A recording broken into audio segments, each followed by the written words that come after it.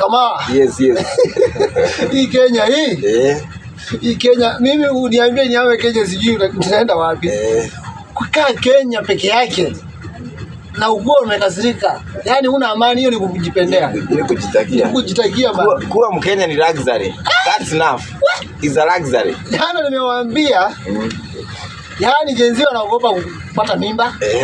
Ngoza smartphone, ngoza data. Bas. Hizo zile vitu wanaogopa. Na Mungu peke yake. Huyo ndio wa kwanza. Sasa waanza kuambia ati mambo mengine. Sasa kuna mwingine hapa naye ati ameandika buy Kenya, get Tanzania free. Hivi unafanya Watanzania waambe. Mmewatishia juzi. Hawawezani na maisha ya Kenya. Hawawezani. Mmewatishia juzi. Sasa mnawaambia ati mnataka kukuza Kenya, mtu mmoja anunue Kenya pale Tanzania free. Mtataka waende wapi?